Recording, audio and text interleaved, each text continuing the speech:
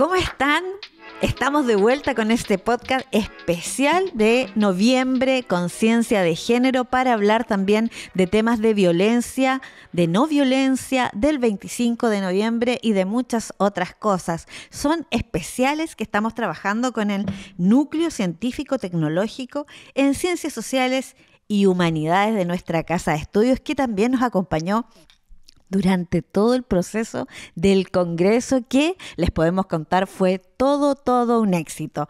Y por supuesto no podemos dejar de saludar a Paola, que está ya dirigiéndonos en los controles. ¡Bravo, Pao! A David y a Esteban, que están hoy día también acá acompañándonos. Y por supuesto a mi colega de labores, a nuestra colega de labores, Giselle Pincheira Navarro, de la Dirección de Equidad de Género, y también vamos a pasar a saludar a nuestro invitado, porque hoy vamos a conversar de un tema o temática muy interesante, que va cambiando día a día. Es bastante... ¿cómo podríamos decir, Gisa? Ayúdame. Dinámica, hablar de masculinidades. Y para eso está nuestro también compañero de labores de la Dirección de Equidad de Género, Sebastián Silva Gorena, psicólogo de profesión además y que pertenece al equipo de acogida de nuestra dirección. ¿Cómo estás, Sebastián? Muy bien, Alejandra. Muchas gracias por la invitación. Y bueno, acá dispuestos a conversar respecto de esta temática tan interesante como es el de las masculinidades. Sí, lo decíamos antes de comenzar, que preguntaba yo por qué eran nuevas masculinidades, y Giselle me dice inmediatamente, no, ya no son nuevas masculinidades, el término correcto es masculinidades. ¿Y por qué? Sí, saludar primero, ¿cierto?, a todos quienes nos están escuchando, y gracias también a Sebastián por aceptar la invitación de estar acá con nosotras. Y la verdad que hablar de nuevas masculinidades es preferible hablar de solo masculinidades, ¿sí? Porque agregarle la palabra nueva refiere a una moda también, y las modas sabemos que pasan con el tiempo, pasan de moda. Por lo tanto, nosotros lo que queremos es perpetuar un cambio cultural y también ir incorporando estos nuevos comportamientos a estas a las masculinidades, no nuevas masculinidades, sino que distintas formas de cómo se visualizan también los hombres o masculinidades. Sí, Sebastián, tú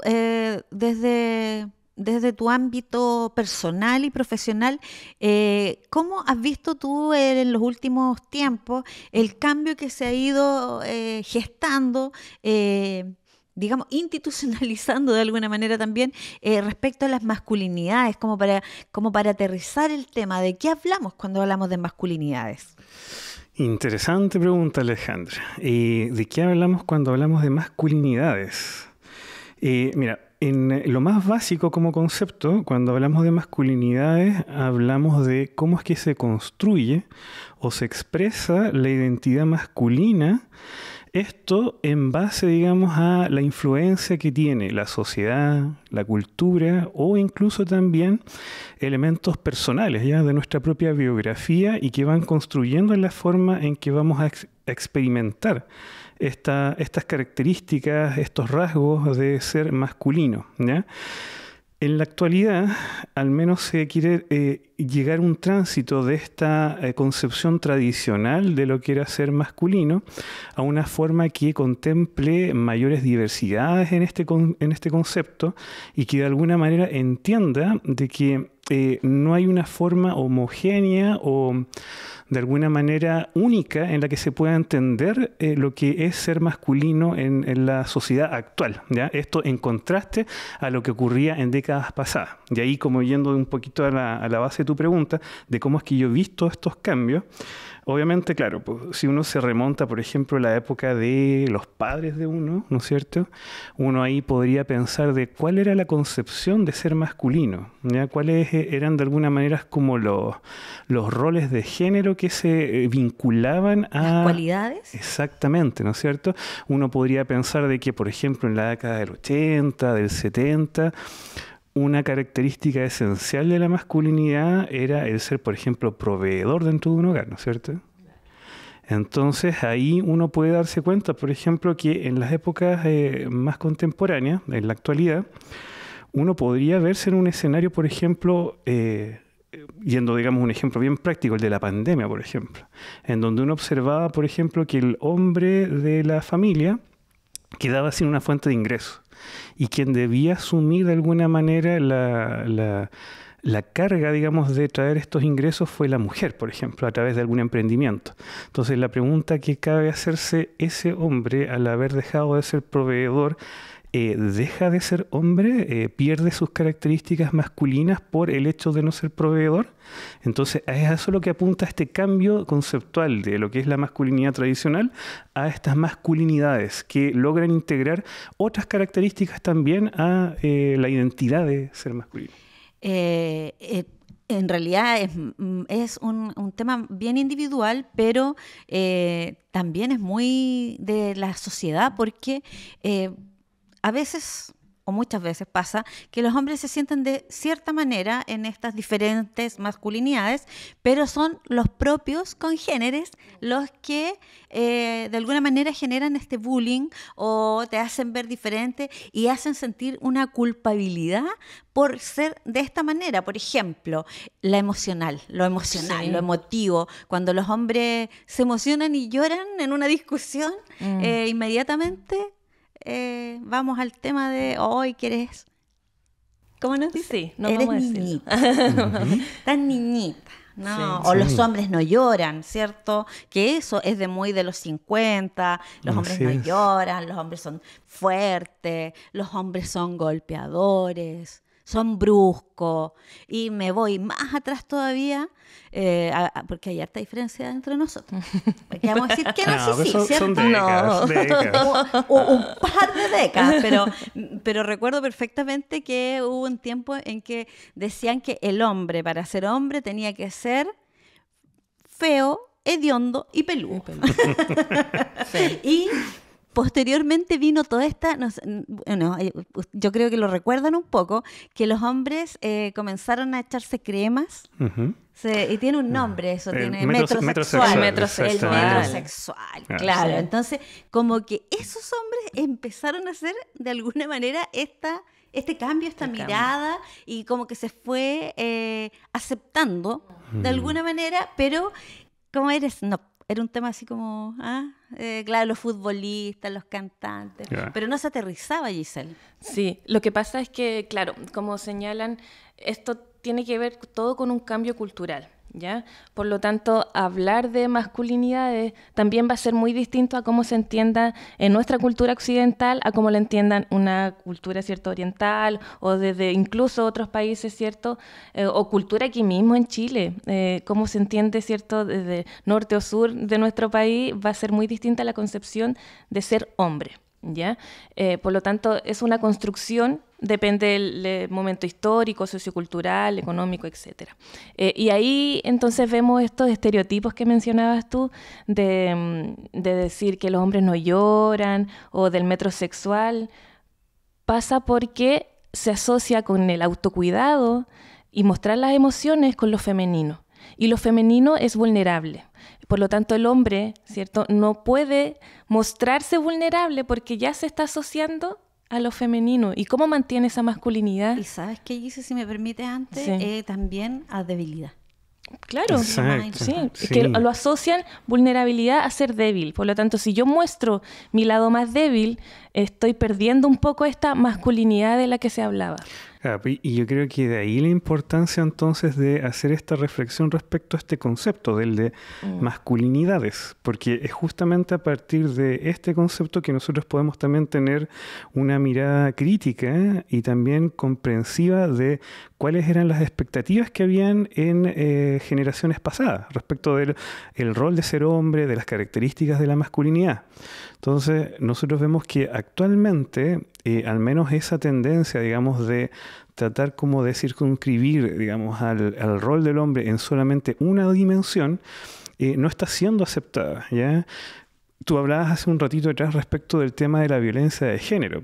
¿Qué tema más atingente que ese para vincularlo a lo que era la concepción de la masculinidad? El hombre antes era el padre de familia Él era el que tenía, digamos, el rol corrector dentro del núcleo familiar. Y por lo tanto la violencia de género era entendido como un fenómeno de la vida privada de las personas. Y por lo tanto era algo que no se hablaba. Sin embargo, si ustedes se dan cuenta, después de la década del 90, cuando empieza a surgir CERNAM, cuando el gobierno de Chile comienza a firmar una serie de convenios respecto de la temática, esto pasa a ser un tema público, ¿ya? Hoy día, diría yo, para la gran mayoría de las personas, la violencia contra la mujer no es algo que sea tolerable en su mayoría, ¿ya? Es algo que sale en la televisión, es algo que sale en las noticias, es algo que se busca sancionar, ¿ya? A diferencia de décadas pasadas en donde no, era un tema del ámbito privado. ¿Mm? Sí, de alguna manera también podríamos hablar de nuevas feminidades, porque también a las mujeres, cuando actúan de una manera que no es tradicional dentro de los estereotipos, también es catalogada de ciertas formas, diferentes maneras, que eres brusca, Súper, que sí. eres, no sé, eres acosadora. Hay un montón de carga negativa que también llevan las personas de alguna manera, no importa si son hombres o mujeres, o sexo afectiva, no importa. Claro, Todos tenemos como una carga y social. justamente uno de los desafíos que plantea de alguna manera el hablar de las masculinidades tiene que ver con el también confrontar esta noción de los estereotipos de género, ¿ya? O sea, que a una mujer, por ejemplo, le guste el fútbol, que juega la pelota, no implica que deje de ser mujer, digamos, ¿ya? Y lo mismo, si a un hombre no le gusta el fútbol, tampoco implica que deje de ser hombre, digamos. Claro. Entonces, eso es lo interesante, digamos, de abordar esta temática de las masculinidades desde la época actual. O que te gusten los cócteles. También. Hay un comercial muy bueno que ella pide, oye, pero es muy, muy, muy bueno, porque el mozo le lleva el cóctel y una cerveza, y le pone la cerveza al hombre, y digamos en esta sociedad heteronormada, y el cóctel se lo pone a la mujer. Y ellos se quedan mirando así y se cambian porque en realidad ella había pedido la cerveza y el cóctel lo había pedido. Pero ya lo tenía asumido Claro, pero nadie dijo nada así. Pero sabes que, volviendo un poco, me llama mucho la atención también que es social. Este es un tema absolutamente de sociedad, de conjunto, digamos. Esto tiene que permearse en la sociedad, porque antiguamente, década de los 80, 70, volvamos un poco a esas épocas, si tú veías violencia de parte del marido a la señora y te involucrabas, te decía además la mujer, oiga, no se meta si es mi marido. O sea, como que estaba tan arraigado en las mujeres que era correcto que el hombre te tuviera que golpear, que el hombre tuviera que ser celoso. Normalizaban. Pues. Normalizado, exactamente. Sí, bueno, en ese sentido, por eso es fundamental como poner en la palestra estos temas, porque hablar de masculinidades o cuestionarlo, verlo desde una mirada crítica, también genera nuevas formas de relacionarnos con otros, ¿ya? No desde la imposición o desde la violencia, sino que tratar de generar relaciones mucho más saludables. Y en este tipo de relaciones no solamente sexoafectivas, sino que tiene que ver con las relaciones cotidianas que nosotros tenemos, ¿sí? Aquí mismo en la universidad estamos constantemente en relación con los estudiantes, funcionarios, académicos, con mucha gente que transita en esta comunidad universitaria. Por lo tanto, también cuestionar lo que está mal, digamos, en ese sentido, también es válido, porque vamos generando otro tipo de comunidad, y eso es lo que queremos también desde el área de prevención, desde la Dirección de Equidad de Género, tratar de generar una comunidad universitaria libre de violencia, de acoso, de discriminación. Por lo tanto, si hay estudiantes que se identifican con otro tipo de identidad, ¿cierto? O otra masculinidad que no es esta masculinidad hegemónica, también es válido. Pero ¿cómo hacemos que el resto no caiga en esto de molestarlos, porque a lo mejor se maquillan, porque a lo mejor usan otro tipo de vestuario o tienen otra forma de expresarse? Entonces eso también, ¿cómo lo hacemos parte todos? Educar para prevenir, Educar. prevenir para transformar. Justamente. UFRO sin violencia de género. Paso el dato. Justo, nuestra campaña. Sebastián. Sí. No, yo coincido plenamente con lo que acaba de referir Giselle, en el sentido que estos cuestionamientos que surgen para la sociedad en general, también uno los puede homologar acá en la comunidad universitaria. La temática de los estereotipos de género, violencia de género, la equidad en la educación, digamos, este tema de estas carreras que están más masculinizadas, otras que están más feminizadas, hay que tratar de llevar eso a un equilibrio también. Y es a partir justamente de estos cuestionamientos, de las identidades de género, de qué es lo que constituye el cuestionarse, digamos, esto de las masculinidades, nos va a llevar de alguna manera justamente a esa equidad de género y también a la erradicación de la violencia, pero tiene que surgir esto a partir de un planteamiento crítico respecto a cómo es que ha estado funcionando también el sistema antes de esto, ¿ya?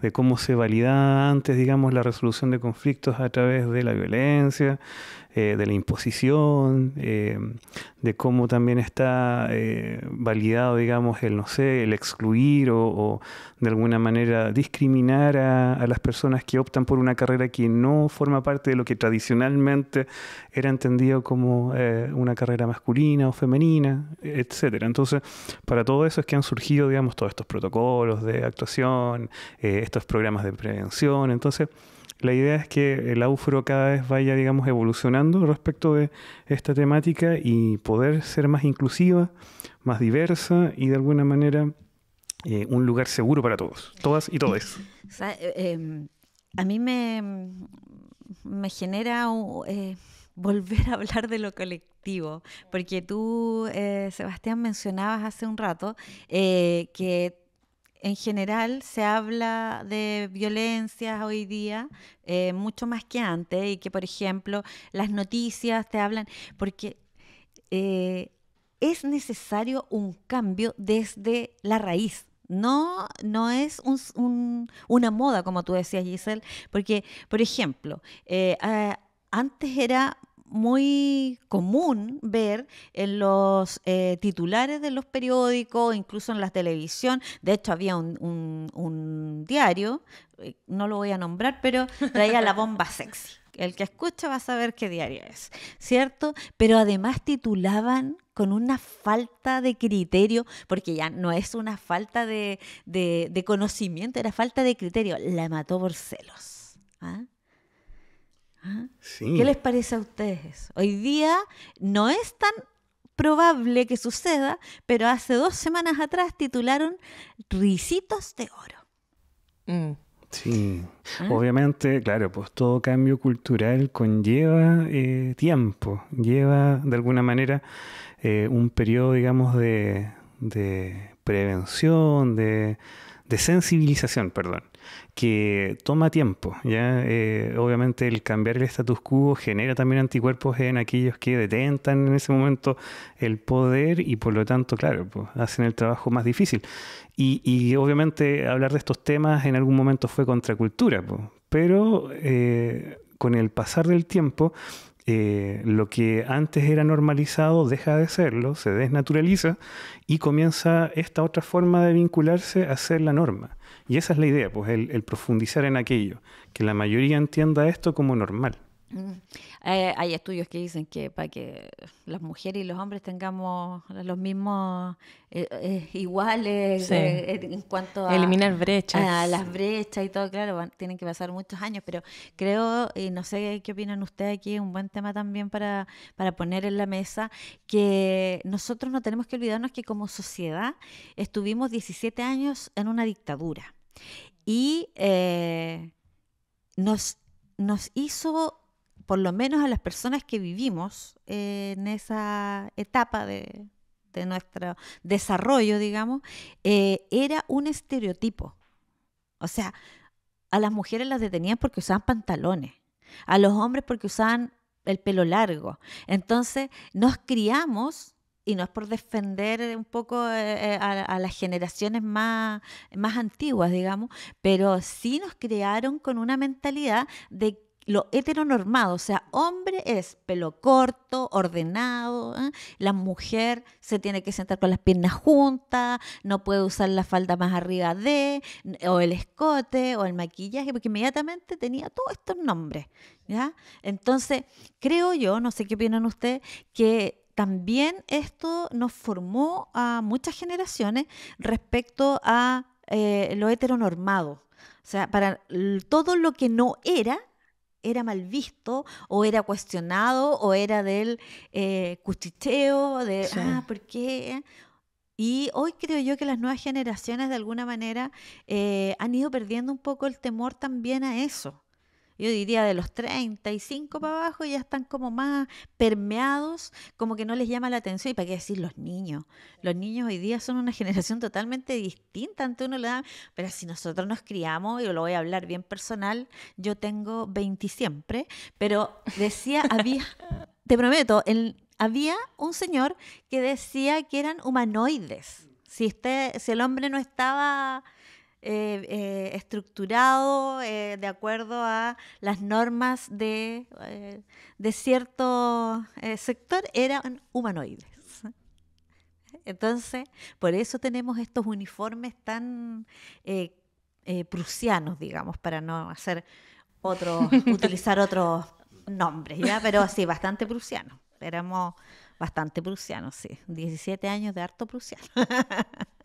Bueno, es que eso responde también al contexto histórico. Por eso hablamos de que esto también es una construcción sociocultural, porque de hecho, bueno, Latinoamérica, ¿cierto?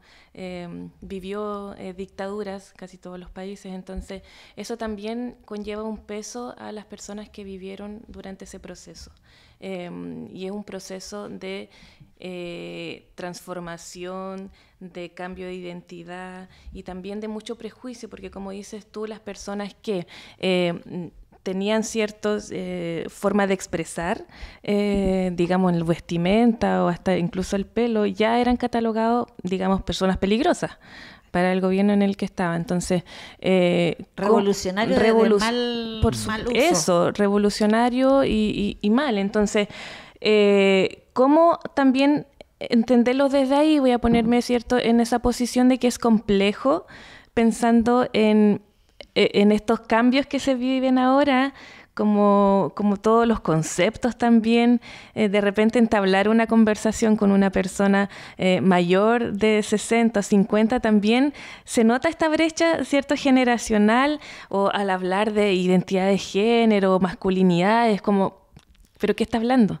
Pero también eso habla de una responsabilidad que tenemos como sociedad, porque, como decías tú, esto es tan dinámico que yo misma, sí, cierto, voy adquiriendo otros conocimientos y después ya me siento que estoy en una brecha con la generación que tiene ahora, no sé, 20 años, porque ya están hablando de otros conceptos que yo no había escuchado, y también eso es responsabilidad de todos, como ir adaptándonos, porque al final tenemos que ir relacionándonos con todo, entonces vamos quedando como un poquito atrás cuando no vamos entendiendo este tipo de conversación. Hay que apretar el botón de actualización. Totalmente. Así es.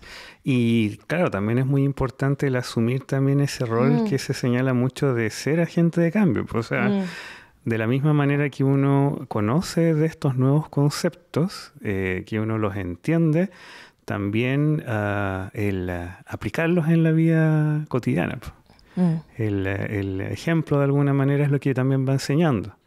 Y obviamente, claro, como tú señalabas, en la década del 70, claro, pues si la cabeza de toda esta cosa era la milicia, claro, uno puede entender ahí el por qué entonces el sistema de creencias era tan jerarquizado y tan estricto.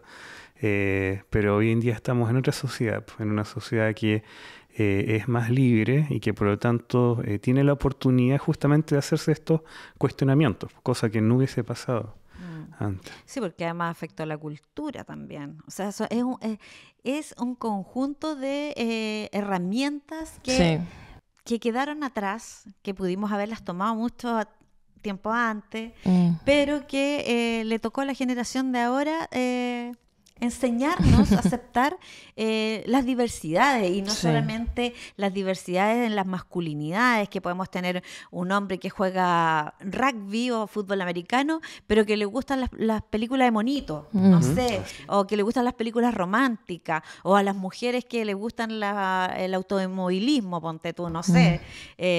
Pero anteriormente la cultura también te llevaba a señalar de manera negativa a la persona que tenías al frente. ¿Por qué? Por ejemplo, no voy a olvidar jamás la canción de Ella gana más plata que yo. Y que al final de la canción termina diciendo, no se enoje mi chanchito. Entonces ya minimizando al máximo, porque los amigos lo molestaban y le decían, ella gana más plata que yo. Okay. Entonces era como algo tan negativo. Yo me cuestionaba, yo decía, yo jamás voy a poder ganar más que mi marido cuando me caso, si me caso. Porque era algo tan, más que algo positivo para uno, era como sentirse culpable por disminuir la calidad de varón y del rol de proveedor que tú decías. Sí, y es muy interesante lo que señalabas antes respecto a esta interacción del concepto de masculinidades con el de las diversidades o las disidencias sexogenéricas, porque, claro, si uno tiene una concepción tan binarista, tan, de alguna manera... o es blanco o negro, digamos, a nuestros auditores. Tan radical, ¿no es cierto?, de que o es blanco o negro. Claro, pues uno no va a poder hacer ese cambio y va a tener siempre, digamos, esta concepción tradicional de lo que es ser masculino. Sin embargo, si tú, de alguna manera, logras entender esa interacción que plantea, por ejemplo, las disidencias sexogenéricas, en donde la masculinidad es una de muchas formas en las que se expresa el género, tú puedes entender entonces esas interacciones que tú señalabas, pues de una mujer que le gusta el fútbol, pero que a la vez le gusta arreglarse, que le gusta salir con sus amigas. No hay una sanción social respecto de aquello. Entonces, es muy importante eso, digamos, de ampliar la mirada. O sea, lo ideal sería que no hubiera una sanción, pero lamentablemente todavía estamos muy al debe con las situaciones. O sea, los femicidios siguen sucediendo, siguen habiendo crímenes de odio, estamos en una sociedad compleja, diría yo. Estamos en una sociedad, y no estoy hablando de la sociedad chilena, estoy hablando de una era. Claro, de que si bien habíamos avanzado, si bien nos hicieron creer que habíamos cambiado nuestras mentalidades, Madonna, es que lamentablemente, o positivamente, no voy a colocar, no voy a poner un adjetivo en mi boca en este momento, porque la cultura pop, digamos, es la que de alguna manera va en la punta de la flecha, porque te va abriendo posibilidades de cambio a ti. O sea, tú dices, ay, si ella se puede vestir así, ¿por qué yo no? Y vamos aterrizando va bajando. Como dirían los neoliberales, chorrea. Que hasta ahí nomás, pero eso es lo que ellos dicen. Claro. Por eso es lo importante de los medios de comunicación y cualquier espacio de socialización, porque, como dices tú, el tema de la cultura pop, ¿qué es lo que les muestra a la nueva, o a estas generaciones? El empoderamiento femenino. Eso. ¿Cómo es el tratamiento de las noticias sobre la violencia de los medios de comunicación? ¿Cómo en los espacios de educación o en las salas de aula se hablan de estos temas también? O en cualquier otro espacio familiar, de amigos. Esos son los espacios donde uno también va, digamos, creando una conciencia sobre algún tema, lo va discutiendo y va generando también una identidad respecto a eso. Exacto. Así es. Y sin ir más lejos, también otro ejemplo de lo que plantea Giselle fue la organización del primer Congreso de Género y Universidades de la Universidad de la Frontera. No vamos a aplaudir a nosotros, vamos a aplaudir al eje de masculinidades, porque increíblemente, Sebastián, llegaron muchas ponencias. Así es. No, llegaron muchas ponencias de muchas universidades y la jornada estuvo muy, muy intensa ese día. Esto fue el miércoles 25 de octubre que se presentó el eje de masculinidades y, como les señalo, hay expositores que trajeron, digamos, reflexiones muy, muy interesantes ahí a ese salón ese día, y que justamente hablan respecto de todo lo que hemos estado señalando en la conversación de hoy día, respecto de el cómo cuestionarse también esta concepción de lo que es ser masculino y cuál es su vinculación justamente con el contexto universitario, ¿ya? Yo me acuerdo, por ejemplo, de una de las expositoras, Graciela Muñoz, que nos planteaba, digamos, una investigación respecto de la adherencia a carreras tradicionalmente masculinizadas de mujeres que ingresaban a carreras técnicas. Entonces, ella señalaba que inicialmente, por ejemplo, ella notaba que, claro, existía una mayor tasa de ingresos a esas carreras, pero la permanencia, de alguna manera, igual se veía obstaculizada por diversos factores. Entonces, hay temas todavía por trabajar en esas carreras masculinizadas. Esa era la Universidad Técnica Federico Santa María, por ejemplo. Docencia con perspectiva de género, muy necesaria, la transversalización e institucionalización, que es el primer lineamiento de nuestra política de igualdad y equidad de género. Pero también volviendo al tema que tú dices del aula, las carreras que son más masculinizadas, como son las carreras STEM, la mayoría de las personas sabemos que las ingenierías salen del colegio. ¿Tú qué vas a estudiar? Ingeniería. Bueno, hoy día ya es como más común, pero antes te decía, ¿qué vas a estudiar? O sea, uno de chica pensaba inmediatamente que iba a responder. O sea, yo siempre supe que iba a ser periodista. Eso debo decirlo, o sea, de chiquitita. Pero sí tenía amigas que querían ser ingenieras y decían, ¿pero cómo ingeniero? Y de hecho, una de mis mejores amigas estudió ingeniería, pero ella estudió ingeniería civil industrial con mención en... ¿cómo se llama esto que hacen? Informática, exactamente. Con mención en informática, pero ella adoptó el comportamiento masculino. Ella era... dejó de ser ella y de repente yo la veía y era buena para fumar, pero hasta la forma de pararse era distinta, pero era una forma también de integrarse, de adaptarse al entorno. Exactamente, de adaptarse al entorno. Exacto. Sí. Claro, pues ahí hay que indagar ahí la historia de tu amiga respecto, por ejemplo, al colegio, digamos, por ejemplo, en las asignaturas de matemáticas. ¿Qué tanto fomento había para que las mujeres de alguna manera adquirieran las mismas herramientas que sus contrapartes hombres? Claro. Entonces, y luego eso se vio probablemente en ese tiempo reflejado en la rendición, en ese tiempo la prueba de aptitud, me imagino, académica, y que llevó a que tu amiga... Te imaginas muy bien. y que llevó a que tu amiga llegara a un entorno de prácticamente puros hombres. Claro, era la única. No, con la Anita Bustamante, eran compañeras con la Anita Bustamante. Pero volviendo al tema del eje, que además tuviste como coordinador técnico de ese eje de las masculinidades. ¿Cómo olvidarlo? Sí. ¿Nos puedes contar alguna otra exposición, otra ponencia que llamó la atención? Porque la verdad, Gise, es que a mí me tocó estar en todos los, y uno de los que, bueno, aquí el núcleo, agradecemos también al director Patricio Mena que nos facilitaron el auditorio del núcleo, ¿sí? Y, Pau, ¿estoy equivocada? ¿O el auditorio se llama Marianela de Negri? Sí, está correcto, Coria. Nos acordamos de ti, Marianela. Siempre, nunca se nos pasa, Pau. Sí, y trabajamos también aquí en el auditorio, que también estuvo con mucha gente, pero me tocó pasar por donde estaba Sebastián con Óscar Vivallo, que va a estar conversando también uno de estos días con nosotros sobre masculinidades, y estaba, oye, hubo que abrir las puertas.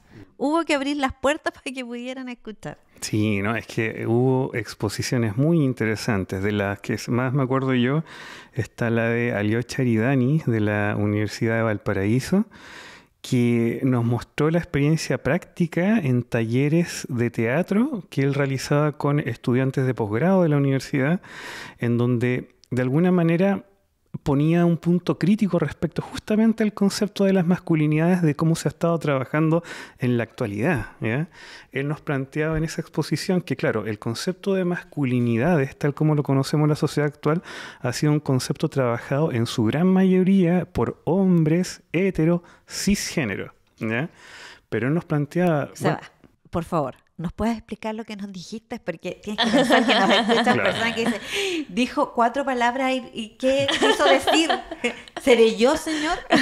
Claro, o sea, hombres que de alguna manera sienten atracción sexual por personas del sexo opuesto y que se identifican, digamos, en su identidad de género como hombres o, por el contrario, digamos, si habláramos de mujeres y género, sería, digamos, lo contrario. El estereotipo. Exactamente. Entonces, lo que nos planteaba él es que si uno amplía un poquito la mirada respecto de las disidencias sexogenéricas, la masculinidad no necesariamente tiene que expresarse solamente en hombres. La masculinidad se puede expresar en mujeres, se puede expresar en personas lesbianas, etc. Y entonces lo que hacía él en estos talleres de teatro era el lograr cómo expresar esa masculinidad para poder encontrar de alguna manera elementos de expresión negativa. Por ejemplo, todos nosotros poseemos un repertorio de emociones que está inserto por el solo hecho de ser seres humanos. El enojo, la rabia, la ira, ¿no es cierto? El llanto, la tristeza, ¿no es cierto? El tema está, bueno, si en la expresión de esa ira, de esa rabia, por ejemplo, yo realizo conductas que dañan a otros, entonces estamos hablando de rasgos que de alguna manera tienen que ser de alguna manera cambiados. Y él a través de estos talleres lograba, digamos, que el grupo de mujeres, hombres, hetero, de las disidencias sexogenéricas también, lograran de alguna manera visibilizar todo este tipo de conducta. Y en el fondo a mí lo que me interesó de esa ponencia era justamente eso, poner también un punto crítico respecto de cómo es que se están trabajando las masculinidades en la actualidad. De quién viene hablado, digamos, de quién viene dicho, digamos, el constructo teórico, digamos, de todo esto. Fue una ponencia muy, muy interesante. Sí, es que se me llega, pero... Sí, se me llega a enredar la lengua, pero es que me retrae un poco esto que dice Sebastián, de que las tablas son hechas por, o los estudios son hechos por hombres y género, faltó blanco, ¿cierto? Exacto, exacto. Lo mismo pasa con los concursos ahora hace poco fue el Miss Universo, y también pues digamos, el estereotipo de mujer... Pero hubo un cambio. Ahora hubo un cambio, sí, porque hubo la primera, ¿cierto? XXL, sí. Talla grande se llama ahora, sí, efectivamente. Pero el concurso estaba diseñado y desarrollado para mujeres de 1,80 m. O sea, a mí me faltan como 40 centímetros, jamás habría podido. Y después hacían un Miss chiquitita. ¿Qué era eso? ¿Qué? Por favor, aló, ¿quién está dirigiendo esta televisión? Hoy día es el día de la televisión, además. Sí. Muy bien. Sí, así que un saludo aquí al núcleo de ciencias que nos acompaña y nos soportan nuestras conversaciones. Sí. Que de repente nos vamos para un lado, para el otro. Sí. Pero lo importante es que nuestros auditores que están al otro lado puedan entender lo que queremos conversar, lo que queremos decir, cómo bajar también los conocimientos de la academia a el cable a tierra, digamos. Por eso cuando hablamos de cisgénero, es bueno decirle cisgénero es esto, binario es esto, porque uno queda de pronto colgado, o sea, uno se queda así como ampolleta. Eso, hay que facilitar la comunicación. Porque es la forma también de socializar. Sí. De socializar una temática tan importante. ¿Cómo lo hacemos? Sí. ¿Cómo vamos ahí? ¿Cómo vamos a lograr hacer el cambio? De pronto las palabras nos ayudan tanto, no son unas buenas herramientas. Hay que los adjetivos, los sustantivos, hay que ajustarlos. Sí. Sabes que yo quería mencionar algo que me quedó dando vuelta de lo que decía Sebastián, y es cómo enseñar estas masculinidades en esos espacios como el teatro, la importancia que tiene el tema cultural. Porque muchas veces, voy a traerlo acá a la universidad, hay que innovar, digamos, en las formas en cómo se comunica también, o hacer campaña, o hacer sensibilizaciones. Entonces, cómo también traer otras formas de llegar ese mensaje a través de la cultura, del teatro. Ahora mismo con la campaña que se hizo este videoclip con los estudiantes, ¿ya? Sí, contémosle a nuestros auditores. Sí, Alejandra, pues, por favor, véanlo. Es una campaña completita. importantísima, donde la Dirección de Equidad de Género de nuestra universidad, con una motivación muy importante de nuestro rector Eduardo Hebel, que nos ha apoyado bastante con nuestras actividades, se creó esta campaña, Educar para Prevenir, Prevenir para Educar, que nace para transformar, y que nace de una acción de réplica, que ahí es muy importante porque nace desde un estudiante. Y la canción es también de una acción de réplica, y también fue creada por un estudiante. Entonces ahí uno va viendo estos cambios que pueden ser como un terremoto, de leve a moderado, de moderado a... Pero se están generando esos cambios. Y eso es lo importante. Así es. Plenamente de acuerdo que esto tiene que ser un esfuerzo sostenido en el tiempo, por eso es lo importante, que no se puede cejar, digamos, en trabajar estas temáticas, y bueno, y para eso aquí las chicas de prevención, la Gaby con la Giselle, tienen un trabajo fundamental. Yo también. Y me toca comunicar. Sí.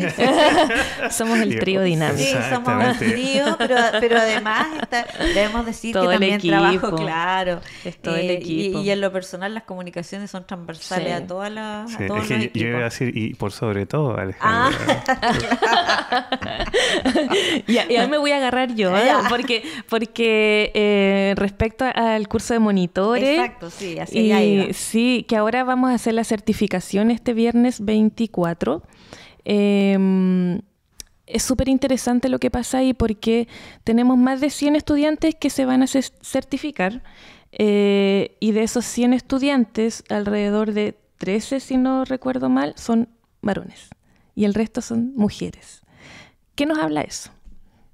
O sea, siempre ¿vamos a ver el vaso medio participan, lleno o el vaso medio vacío? No, creo que ahí podemos analizarlo de las dos formas. Por un lado, nuestro público, cierto, cautivo, participan casi la mayoría mujeres en los talleres, en las charlas, capacitaciones, pero también cada vez más se van sumando más varones y hay más también, digamos, demanda de talleres respecto a masculinidades y otras temáticas que le hacen a ellos más sentido. Ahora, está esa demanda, pero la participación, ¿qué pasa ahí? ¿Cuál es, cierto, la dificultad o cuáles son los factores que influyen para que haga la demanda pero no asistan? ¿Sí? Porque ahí hay algo entonces que no estamos viendo o no estamos, cierto, tomando en consideración. Si es que a lo mejor falta a lo mejor otro tipo de espacios seguros, porque también es complicado, por ejemplo, de hecho así se han hecho los talleres de masculinidad, que vayan solo varones, ¿ya? Porque también cuesta abrir espacios de conversación en donde ellos se sientan cómodos también de hablar sin que se sientan juzgados o presionados también cuando hay mujeres en este caso o otras diversidades, pero eso como poner ahora yo creo que en consideración qué es lo que debemos hacer como universidad también, de que estén más interesados en participar. Claro, o sea, yo creo que hay un elemento de la cultura institucional que quizás habría que analizar, digamos, qué es lo que desincentiva a que participen más hombres de estas actividades. Hay que hacer ahí, yo creo que un análisis más profundo, pero aún así, al menos de las actividades que yo he participado en prevención y de las que he visto de las que han organizado ustedes, igual da cierto regocijo el ver también que participan, que cada vez hay un poquito más de hombres en cada una de esas actividades, a diferencia, digamos, de lo que ocurría en años anteriores, en donde eran actividades donde plenamente estaban insertadas solo las mujeres, ¿no? Se va abriendo camino, como dice Joan Manuel Serrat y Antonio Machado. Paso a paso. Van participando más, pero necesitamos que se sumen más. Sí, pero a lo mejor hay que hacer un análisis, una rúbrica, a lo mejor es el horario, es el día. Eso, por eso hay que analizarlo. El tiempo, porque nosotros mismos sabemos, los fines de año en todas las universidades, colegios, instituciones en general, es un cierre. Sí. Estamos todos trabajando y entonces a lo mejor buscar otras fechas, porque este año también, Seba y Giselle, se generó el primer curso de agentes preventivos. Eso. Entonces, vamos avanzando, hemos avanzado mucho, pero todavía nos queda este camino que recorrer sobre las masculinidades, pero también sobre género. Porque cuando se dice Dirección de Equidad de Género, se piensa solamente en mujeres. El género es para mujeres. Desmitifiquemos eso. Hay que desmitificar, exactamente, porque género, cuando hablamos de género, hablamos de todos. De todo, no solamente queremos igualdad para las mujeres, sino que igualdad para los hombres. O sea, si las mujeres lloramos, los hombres también tienen que poder llorar. Si los hombres les gusta el fútbol, a las mujeres nos puede gustar el fútbol. A mí en lo personal no. A mí tampoco. No, fíjate, no. Ahí tenemos, ¿cierto? Una masculinidad diferente. Gisela, ¿a ti te gusta el fútbol? No mucho. No. Sí, pero por ejemplo, lo veo, pero una característica que se asocia a lo femenino. A ver, por ejemplo, a mí no me gusta salir de compras. No me gustan las carteras, no me gustan los zapatos, no me gustan las joyas. O sea, encuentro que es una verdadera y soberana pérdida de plata. A mí me gusta comer. Encuentro que A mí también. Sí, ¿cierto? El resto, así como ir al cine. ¿Para qué vaya a ir al cine si después la película la bajas y la ves en tu casa tranquilito? Entonces, uno se tiene que también... Y te voy a decir algo más todavía, Gise y Sebastián. De pronto yo pienso que mi cerebro es más masculino.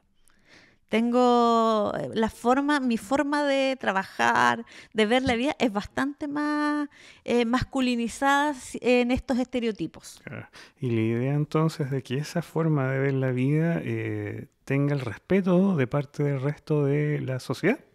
Ahí es donde debemos avanzar, pues, de que independiente de la forma en que tú pienses, esa forma sea respetada también. Claro, es la forma, no encasillarnos en que mi forma es más masculina, más femenina y no asignarle una valoración así, mayor o menor, claro. Y así me moriré.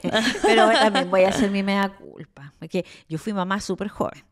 Y mi hija, yo me la imaginaba con tutú, bailando, y resulta que lo primero que aprendió a decir fue la U. Antes de papá, mamá, la U. Y es fanática del fútbol y jugaba. Y en vez de comprarle zapatillas de ballet, tuve que comprarle toperoles. ¿Cómo se llaman eso? Y yo atacá. Me costó porque yo me la imaginaba de una manera. Pero de chiquitita fue revolucionaria, ¿no? Qué rosado, yo me he visto de negro y andaba 3 años vestida de negro con un moño. Y por el otro lado, mi segundo hijo, él es más emocional. Es muy emocional, se emociona. Y eso a mí me gusta que sea así, me hace sentir que fui una mamá que aceptó esa diferencia. Porque... no sé, o sea, en otros tiempos habría sido, oye, los niños no lloran. Claro, exacto. ¿Me entiendes? Entonces, es como que hago mi mea culpa también ahí con mi hija, pero que ya finalmente entendí que no necesariamente porque gustaba jugar al fútbol y todo, dejaba de ser femenina. Entonces, y eso es para todas las mamás que están criando, que están criando igual, así que... Les puede servir la experiencia. La experiencia, por supuesto que sí, sirve, ¿no? Y para los papás antiguos, claro, con mayor razón sirve de escuchar sobre masculinidades, no sobre nuevas masculinidades, sobre masculinidades, ¿ya? Bueno, Sebastián, vamos a ya dar término. Esto estaba tan buena la conversación. Oye, sí. No habríamos podido seguir, pero aquí tenemos que también irnos a otras menesteres de este mes de noviembre. De campaña. Estamos con muchas actividades desde la Dirección de Equidad y Género. Y bueno, entre ellas también hay una actividad muy, muy importante que es el 28 de noviembre desde las 15 horas, si no me equivoco, Giselle, que es sobre el modelo de prevención de nuestra casa de estudios. Sí. Lo vamos a evaluar a un año de su implementación. Justamente, de hecho, invitar a toda la comunidad universitaria, porque es una jornada abierta. de evaluación, como decías tú, del modelo de prevención y del modelo de investigación y sanción. Y reparación. Entonces va a ser una jornada en donde queremos ir evaluando, ¿cierto? Como dice, luego de un año, qué actividades han funcionado, qué es lo que debemos hacer de aquí a futuro, ir analizando un poco de cómo se ha hecho el trabajo también desde la universidad, porque este es un trabajo en conjunto, no perder el foco de que no es solamente el trabajo desde la dirección, que lo damos todo, pero no da, ¿cierto? Todo para todo y más. Necesitamos de toda la comunidad que se involucre con estos temas también. Sebastián. Bueno, agradecerles la invitación y bueno, ustedes van a seguir hablando de masculinidades, tengo entendido, en otra ocasión, pero en esa va a estar invitado, creo que Óscar Vivallo, así que ahí qué mejor invitado para poder hablarles de también fue tema. compañero nuestro en la DECA, así que nos conoce también cómo funcionamos. Así es. Que nos faltan horas del día, sí. Ojalá tuvieran 28. Bueno, y como siempre agradecerle a ustedes que nos escuchan, que pueden sintonizar, si fuera radio, sintonizar, pero ahora estamos modernos, ¿te das cuenta? Esto es ir cambiando, adaptándonos a las nuevas tecnologías. Y agradecerle que siempre estén ahí con nuestro podcast de la Dirección de Equidad de Género, con Ciencia de Género, y por supuesto agradecerle al director del Núcleo Científico-Tecnológico en Ciencias Sociales y Humanidades, Patricio Mena, que nos da este espacio, y por supuesto el tiempo de nuestros colegas, de Paola, de David y de Esteban, que están siempre dispuestos a acompañarnos, y con unas gráficas maravillosas también, y ahí también la edición del audio, porque a veces uno también se le enreda la lengua, a mí sobre todo. Así que muchísimas gracias y nos reencontramos en el próximo podcast, que también vamos a hablar sobre masculinidades en este mes de la no violencia. Recuerda, educar para prevenir, prevenir para transformar, UFRO libre de violencia de género.